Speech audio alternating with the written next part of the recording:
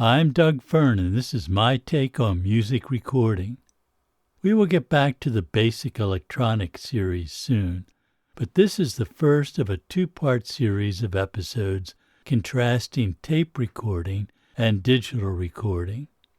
Practical music recording goes back around 150 years. Since then, we went from acoustic recording, where the sound itself made the recording on a wax cylinder, to the shellac flat disc, to electrical recording, and then to recording to magnetic tape.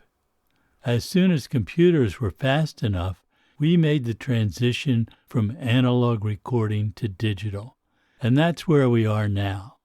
Every advancement improved the sound of music recording, and every advancement left behind some aspects of the previous technology that people were not happy to see abandoned. What I'm talking about is the original capture of music, mostly in a recording studio. What I want to do is contrast the sound and the practical aspects of recording to tape to the current generation of digital recording. I have covered the history of those technologies in previous episodes, so I won't go into a lot of that detail. Let's start with tape, which was not practical until just after World War II. There were tape machines going back to the late 1930s, and machines that recorded to a steel wire before that. But it wasn't until the Ampex company developed a truly high-fidelity tape machine in 1948 that tape recording started to replace cutting discs as the professional recording medium. The first machines were mono. There was only experimental stereo back then. Multitrack machines evolved over the years. Other manufacturers developed their own multitrack machines. At the peak of tape recording in the studio, there were machines that recorded 24 tracks on a 2-inch wide tape, and two 24-track machines could be synchronized to provide 46 tracks of audio. Let's look at the technology. The earliest machines used 1/4-inch tape for 1 or 2 tracks. The concept was simple. The audio was fed into a recording head, which was an electromagnet that varied the amount of magnetism in step with the audio level. That was imposed on a moving strip of tape. The playback head generated a tiny electrical signal from the magnetized tape, which was amplified to a usable level. Seems simple, and in a basic sense it is, but the magnetic tape recording process does not work without a lot of manipulation. We have to do a lot to get that to sound acceptable. The primary problem is the tape itself. It is a plastic base that has been coated with iron oxide, rust, which gives some tape its brown color. The iron oxide particles can't be just any old rust dust. They need to have a specific mixture and alloy, and the particles need to be a very precise size.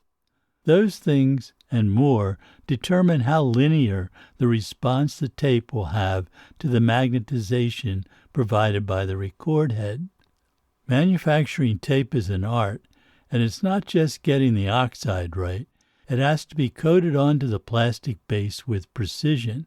It has to adhere to the plastic over a long period of time, decades ideally. It has to maintain the precise magnetization it received while it was recording the music, so it sounds as close to the original as possible. Few companies were capable of making high-quality tape. In the U.S., it was the 3M company that pioneered the process. In Europe, BASF and AGFA also made premium tape. All of those were primarily chemical companies, and they knew how to make the plastic tape, the iron oxide, and how to coat the tape with precision. Later, other companies, like Ampex, started making their own tape. And not surprisingly, the tape from different manufacturers all sounded a bit different. The companies had to compromise on their formulations to obtain a particular goal. There were conflicting attributes like output level, noise level, and dynamic range that had to be weighed against each other. Every tape brand had a different set of criteria that entered into how the tape was formulated. Ideally, the audio level and the degree of magnetization should track each other perfectly, but they never do. That's also true with other active electronic components like transistors and vacuum tubes. In electronics, bias is used to keep the audio in the most linear part of the amplification curve. It places the audio at an ideal range that matches the best performance of the tube or transistor. The same technique is used with tape, and it too is called bias. In an analog audio amplifier stage, there is really only one bias level that is optimum, but every tape formulation needs a different level of bias to sound its best. And, as always, it's a compromise. The flattest frequency response, the lowest distortion, and the character of the distortion, and the lowest level of tape background noise all occur at different bias levels. As precise as the manufacturing process was, there were always slight differences from one reel of tape to the next. Recording engineers back then became experts in optimizing the tape machine adjustments to get the best performance from the tape. Adjusting the tape bias was a big one, but there are also equalization adjustments on every track of a tape machine that have to be set properly. This required time to align the machine, and good studios did that for every reel of tape they used. In addition to those electronic adjustments, there are mechanical adjustments that are critical. The most important was the head azimuth. That's the geometry between the head gap, where the magnetic flux is focused, and the tape passing by. The azimuth must be right, or you lose high-frequency response. Even worse, on a multitrack tape machine, the phase error between tracks can cause just what you would expect. On stereo tracks, partial cancellation of particular frequencies. Before you do anything, you need a reference tape, recorded with precision. That tape is used to set all the adjustments on the tape machine playback. Machine manufacturers and later independent laboratories created those alignment tapes one at a time. The tape had tones at specific frequencies to adjust head azimuth and to set the playback equalization. And then the record adjustments are made to match the aligned playback. In a series of 3 episodes from April 2020, I talk more about these technical aspects. For this discussion, I just want to make you aware of the many things that can happen with a machine that is not properly aligned. A major shortcoming of tape is its high noise level. Under the best circumstances, the signal-to-noise ratio is about 60 dB. That means that noise is going to be audible except during the loudest parts of the music. There was a constant battle against noise during the tape era. Better tape formulations helped. They allowed a higher recording level, which reduced the noise. But the big breakthrough came from Ray Dolby in the 1960s with his ingenious noise reduction system. Without going into detail, Dolby A noise reduction encoded the audio while recording in a way that when it was decoded on playback, the noise was reduced by 15 dB. That was a big improvement. Dolby A required precise alignment of the record and playback electronics. Any misalignment could result in a degradation of the sound. Studios who maintained their tape machines with precision benefited from Dolby A, but studios who had poor maintenance rejected Dolby A because they didn't like the sound of it. Done properly, Dolby A made high track count sessions practical, and virtually all top-end studios used Dolby A. A later version, called Dolby SR, reduced the noise even more to where it was at least as quiet as 16-bit digital. Tape technology advanced so that by the end of the 1980s, recording to tape sounded great. But it was never perfect. There were always some differences between the original and the playback.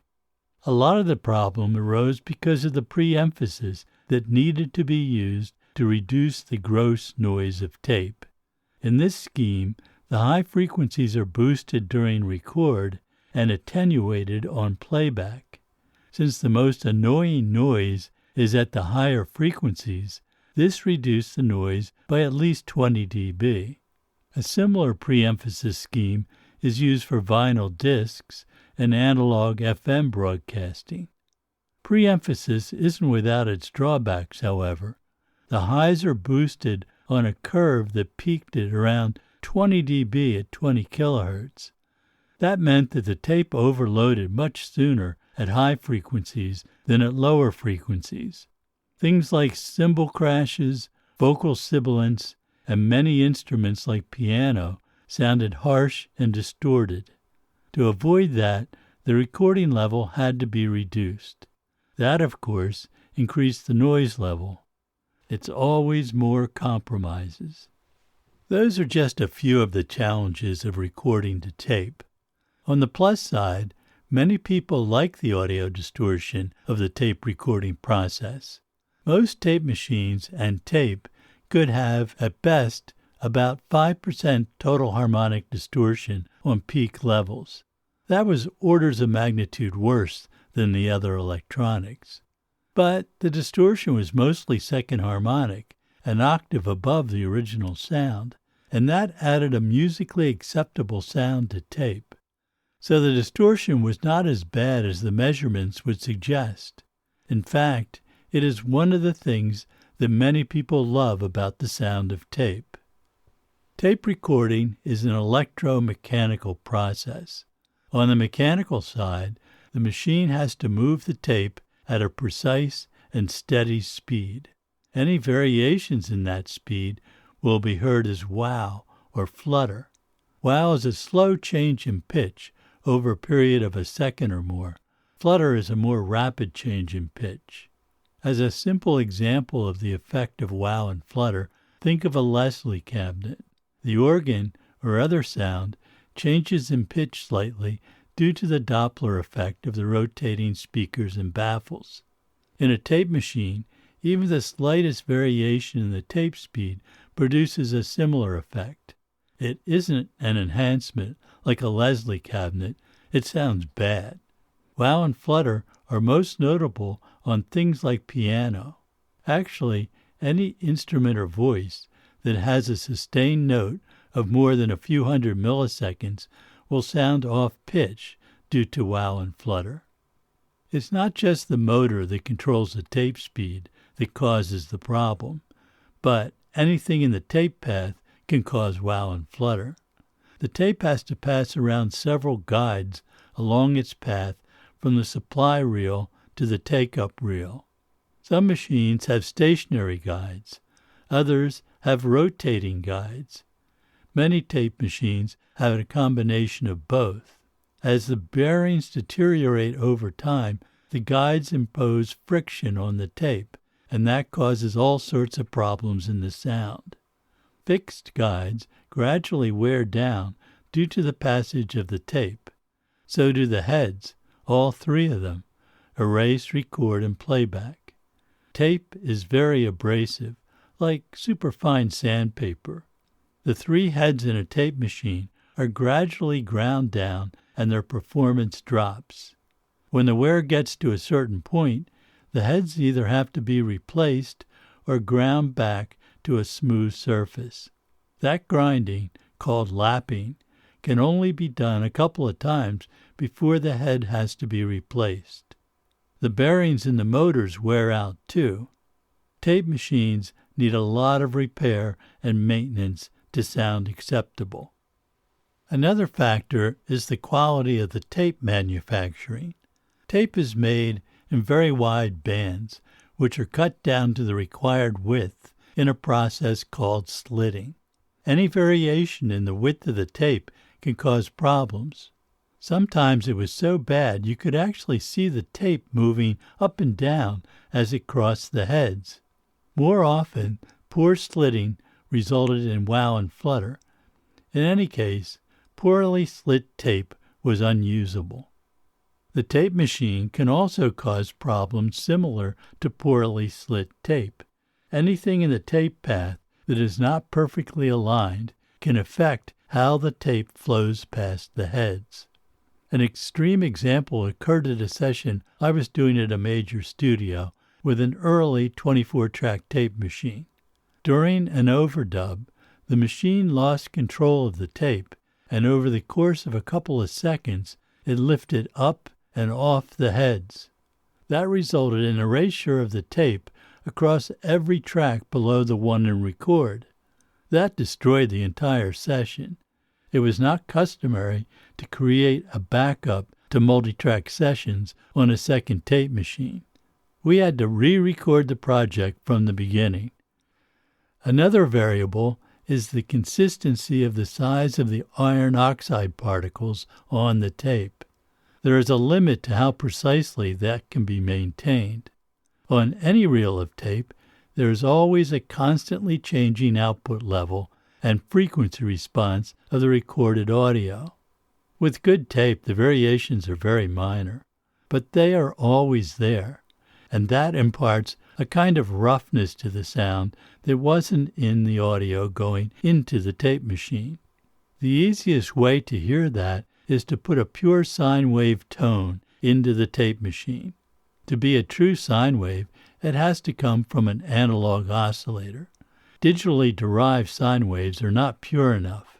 With an oscillator frequency of around 1 kilohertz, listen to the input to the tape machine so you know what the pure tone sounds like. Then record the tone and play it back. What you will hear is a distinct change in the character of the sine wave tone.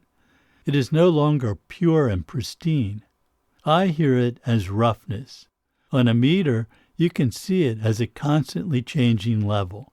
It's less than a dB, but you can hear it easily. Another problem with tape has to do with that bias that is required to make tape sound as good as it can. This is a sine wave at a constant frequency above our hearing range, typically around 50 kilohertz. Notch filters in the tape machine playback electronics filter this out, so it should have no effect on the music. But there can be nonlinear mixing of the audio and the bias. The result is audible artifacts in the reproduced sound. An easy way to hear this is to feed a pure sine wave tone into the tape machine. Start at around 1 kilohertz and slowly sweep the frequency upwards to 20 kilohertz or even beyond. You will hear a second tone that also sweeps up. It is usually lower in frequency than the original tone, but it could be higher, or both. The higher the recording level and the higher the audio frequency, the more of these artifacts will be heard. Those spurious tones have no musical relationship to the original tone, so they sound discordant. This is caused by the mixing of the oscillator tone with the bias.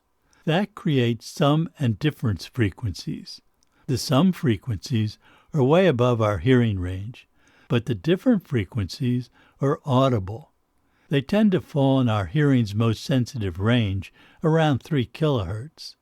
Some amount of these spurious artifacts is inevitable. They can be reduced somewhat by lowering the level of the audio going into the tape machine. It's easiest to hear on pure sine wave tones, but those spurious frequencies are also there in the music. You might not notice them, but they do affect the sound of the music. In the 1950s, Les Paul had Ampex build a special 8-track tape machine using 1-inch wide tape.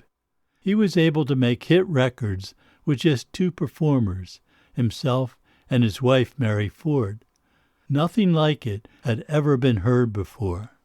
But there is a problem when you try to overdub on a tape machine. Since the machines have separate record and playback heads, each optimized for its task, there is a slight delay when listening to the playback while overdubbing a new part on an empty track. The overdubbed track will be out of sync with the previous tracks. The solution was to temporarily use the record head as a playback head during the overdub. That solution works great. However, the audio quality suffers when the record head is used for playback. Not a problem for an overdub, but it does become an issue when tracks are bounced. Bouncing was a term used back in the tape era to describe the process of mixing several tracks together and then recording them onto a new track. An example might be the drums, which were often recorded on multiple tracks. But tape machines have a finite number of tracks.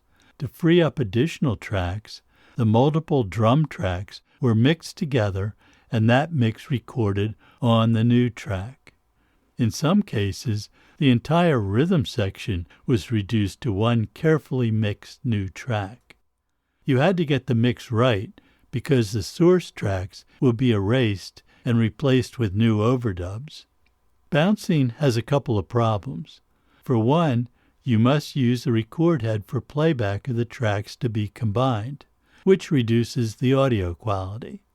And the second problem is that the new combined track you are recording cannot be adjacent to any of the tracks you are combining. For example, on an 8-track machine, let's say the drums are on tracks 1 through 5. You cannot bounce them to track 6. Only tracks 7 and 8 can be used. Why? It is because as precise as the record heads are designed, there is always some minor spillover from one track into those on either side of it. The higher the audio frequency, the worse the bleed becomes. During normal recording, that's not a major problem. But during bouncing, the new combined track can have a lot of nasty high-frequency distortion. In many cases, there will actually be feedback. That makes it impossible to bounce to an adjacent track. Obviously, the higher the track count of the machine, the less of a problem this will be. But with 4- and 8-track machines, it can become a complex problem that requires a lot of pre-planning of the track layout. Imagine if you're going to bounce all the drum tracks down to one track, and then record a bunch of background vocals and do the same thing. It becomes a chess game where you need to have a multi-move strategy. Otherwise, you could back yourself into a corner where there is no solution to bouncing the tracks. Another issue was that the audio performance of the edge tracks was usually not as good as the other tracks. Engineers back then knew that any voice or instrument that would be featured in the mix should not be placed on tracks 1 or 8, or 1 or 16, or 1 or 24, depending on the tape machine. Anything recorded in stereo should be on adjacent tracks. Maybe you could get away with a pair with one track in between, but the farther the left and right tracks were from each other, the greater the phase difference. This is due to imperfections in the manufacturing of the record and playback heads, as well as dependent on the quality of the tape manufacturing. Today, we think nothing of sending out a digital multitrack or a submix to another studio for an overdub. Incorporating that track into the master multitrack recording is easy. Just find the sync point and it will stay perfectly in sync throughout the duration of the song. That's not possible with tape. If you tried to do that, it would drift out of sync over the course of the song. It doesn't take much offset to ruin the feel of the music.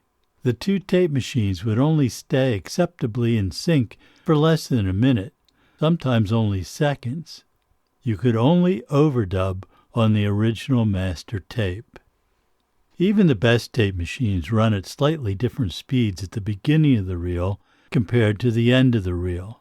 That was usually not a problem, but if you wanted to create a composite take from, say, take 1 at the beginning of the reel and take 6 at the end of the reel, there could be enough of a speed change to be audible as a pitch change.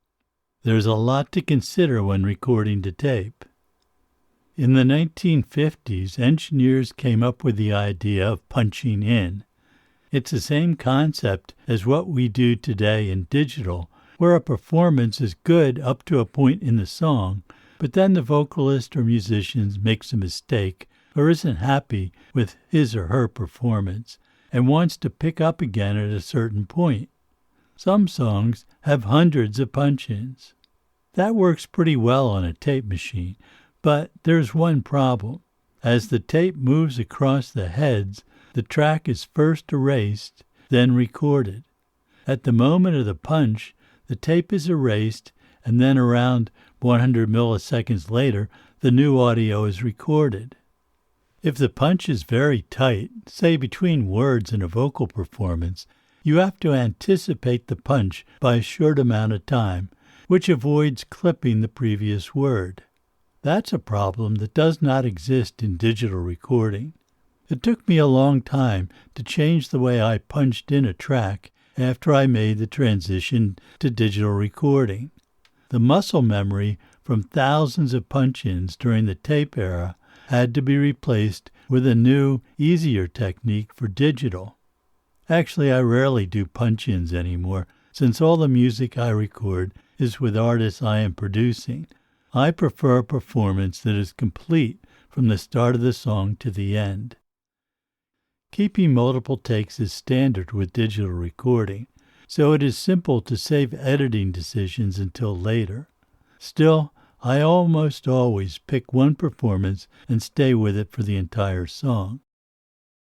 Back in the tape era, there never seemed to be enough tracks. Even with 24 tracks, sometimes all of them were filled when it was decided to do one more overdub. Perhaps it was a guitar solo. It was common to use a track where nothing was happening during the solo, like the lead vocal track. That worked fine, but the engineer had to be very precise with the punch in and punch out. Otherwise, you could erase part of the vocal. That could be stressful, and in the mix, it would require several changes, like a new level, panning, EQ, or echo sends. That's something we don't have to worry about with digital recording. Another drawback of recording to tape is that every time you make a copy of a recording to another tape machine, you lose quality. A lot of quality. The most obvious loss is the doubling of the tape noise. That also applies to distortion, wow and flutter, tape graininess, and bias artifacts. The high frequencies tend to become muffled, too. In the best scenario, the mix is a second generation. But what if you had to do a lot of bouncing? Best case, those tracks would be third generation. Keeping the number of tape generations to a minimum was a challenge in the tape era. Noise was a constant battle. It is necessary to keep the level as high as possible when recording to tape.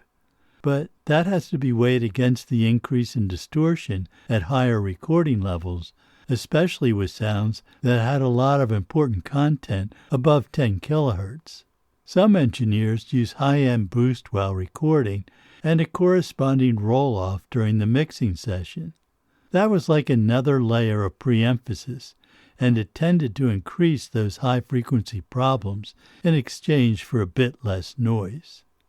Also, you better do all your EQ on a track while recording, especially any high-end boost.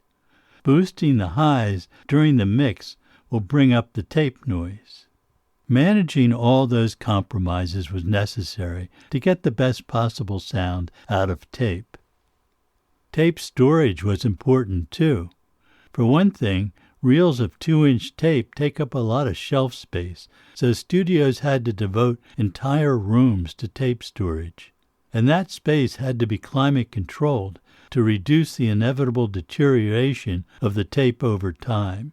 Humidity had to be low, 50% maximum. Otherwise, mold could grow on the tape. And the tape had to be kept separated from any permanent magnets or electromagnets. Loudspeakers and dynamic microphones both have strong magnets in them. So do headphones. Motors, relays, and solenoids all create a magnetic field in their vicinity. Even a mobile phone has magnets in it. Engineers had to consider where they put a reel of tape, even if only for an instant. One time, an engineer at my studio put an RCA 44 ribbon mic down on top of a box for a master 2-track mixtape. I walked in and saw that and went into panic mode. Sure enough, when we played the tape, there was a fading out of the music along with a huge increase in noise with every revolution of the tape reel. We had no choice but to bring the client back in to mix that side of the album again.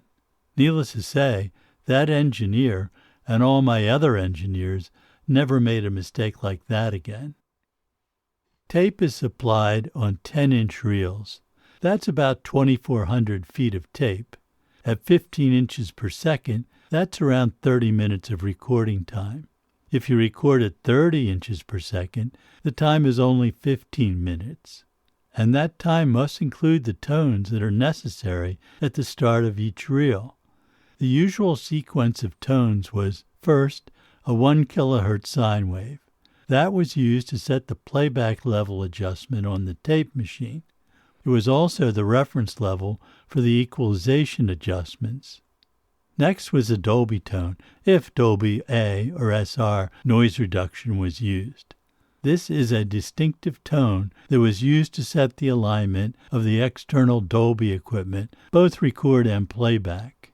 Without that Dolby tone, it was nearly impossible to properly decode that tape. That tone had to last long enough to set the calibration on each track of the multitrack. If it took 10 seconds to set each track, that would be 4 minutes of tone.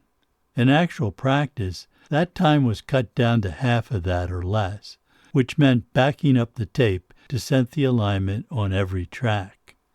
After that came 10 kilohertz, which was used to adjust the playback head azimuth. Those tones were mandatory on any multitrack tape that might go to another studio for overdubs or mixing. The 10 kilohertz tone was also used to set the playback high-frequency equalization. And last would be a tone for setting the low-frequency equalization. That was usually 100 hertz, but it could be 50 hertz with some machines. By the time all the tones were recorded, it might use 5 to 8 minutes. That's a significant portion of the recording time, especially at 30 IPS. The only way around this is to record shorter duration tones, which saves tape but increases the alignment time. Of course, when the tape ran out, that was the end of the recording. If you were recording a song that was several minutes long, you might have to change the reel with nearly that song length of tape being unused. Tape is expensive, so usually you could not save every take. Well, if it was a well-funded major label project, there might not be as much pressure to minimize tape cost. But usually it meant that you kept going over previous takes until you got one that everyone liked. At most, you would only keep 2 or 3 takes. Changing reels takes time. Good engineers could do that in a few minutes. That is a major loss of flow in a session. Digital has the edge here. You can keep every take, every partial take. You never run out of tracks, and you never have to stop to change tape reels. Tape machines up until the 1970s did not have a time readout. If the machine had that feature, it was reasonably accurate for a series of rewinds and plays, but eventually it became too far off and would need to be reset. Before there were tape counters, in order to return to the beginning of a take, the engineer hit the rewind button and listened.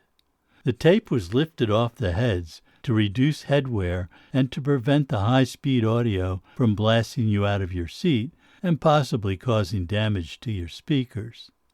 With the tape spaced about a quarter inch from the heads, the level was low and had no high-frequency content at all. But you could tell when you reached the quiet part before the recording began. But how could you be sure you stopped the tape at the beginning of the correct song or take? You could not be sure, and any distraction during the rewind might cause you to play the wrong take. To prevent this, every take was slated. That's a term from film production where a small chalkboard was held in front of the camera lens with the take number and other information. Consoles were designed to provide the audio equivalent of that. When you pressed the slate button, the control room talkback mic was routed to every output of the console. You stated the necessary information, which included the song title and the take number. We can still do that today with digital recording, but it's largely unnecessary since we have text markers on the DAW screen with that information, and counters accurate down to 1/100th of a second or better. And we can see the waveform display on the computer screen. One nice feature built into many consoles was a slate tone. When you pushed the slate button, not only was your voice recorded, but underneath was a low-level, low-frequency tone, usually around 50 Hz. You could hear it on playback, but it just sounded like background AC hum. But when the tape machine was in rewind or fast forward, the tone would be raised well into the mid-frequency audio range. If you had to go back 3 takes, for example, you would hear 3 short beeps to help determine where you were. By the 1980s, most tape machines had auto-locators, which used the tape counter to return the machine to the selected time and stop. It was a huge time saver. Most of those had multiple memories, so you could mark critical parts of the song for rapid access. You could buy tape on metal reels, but that was expensive. Most studios bought quarter-inch tape in the form of pancakes. That's just the tape wound on a plastic hub, but no reel.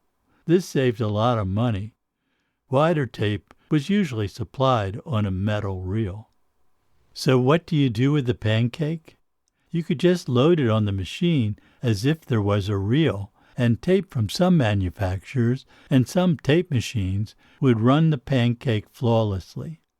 But usually a bottom flange was used. The flange was 1/2 of the reel. Tape on a reel had top and bottom flanges bolted together. But with a pancake, you could simply put a lower flange on the tape machine and then carefully put the tape pancake on top of that. Going the right way, of course. The bottom flange helped keep the tape from unraveling during editing, so it was a good idea. By the way, the term flanging referred to the old way of creating that moving phase difference effect. The engineer would put his thumb on the top flange while the tape was playing. With just the right pressure, you could slow the tape just enough to cause a varying phase difference between one track on the machine and another duplicate copy of the track recorded on another machine. Note that running tape without the top flange only works with some types of tape and only on some tape machines. Back then, I never used a top flange with Agfa tape on a Studer quarter-inch machine. Eliminating the flanges also eliminated another potential problem, the tape scraping against the flange a little bit with each revolution if the flange was not perfectly flat. That would slow the tape very slightly at every scrape, but worse, it could actually modulate the audio at a frequency equivalent to the audible frequency of the squeak. And that brings up another point. Operating tape machines produce some audible noise in the room. Good machines are very quiet, about the same noise level as a quiet computer with slow-speed fans. The noise increased considerably during fast-forward and rewind. For that reason, many studios put the tape machines in a separate nearby room. That required another engineer, the tape op. When the tape was put back in the box for storage, you put the pancake in the box, no flanges. The natural inclination when starting a new reel of tape is to put it on the left spindle of the machine, the supply side. But there's a better way, and that is to put the new reel on the right spindle, the take-up side, and then rewind it all back onto the empty reel, or just a flange, on the left. Why? All tape machines wind tape much more precisely at normal playback speed as opposed to fast-forward or rewind speeds. Rewinding a tape often leaves an uneven surface across the reel. That makes the tape edge easy to damage. In fact, it's almost guaranteed to result in damage over time.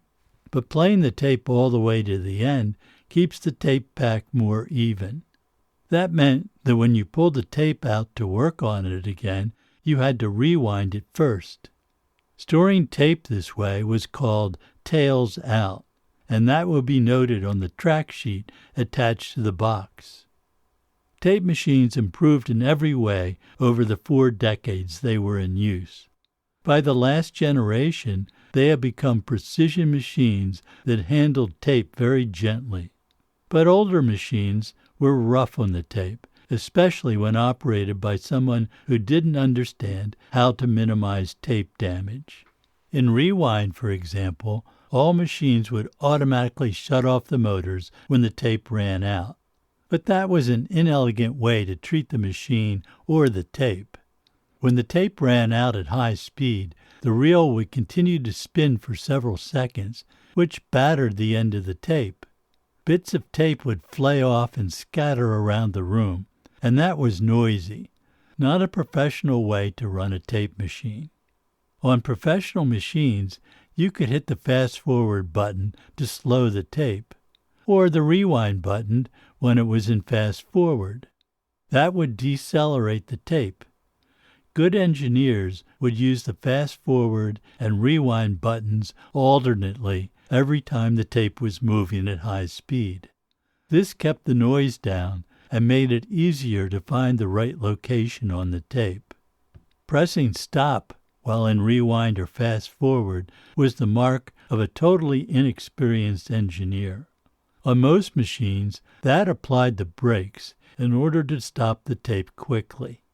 That was very hard on the tape. You could actually stretch the tape by doing that.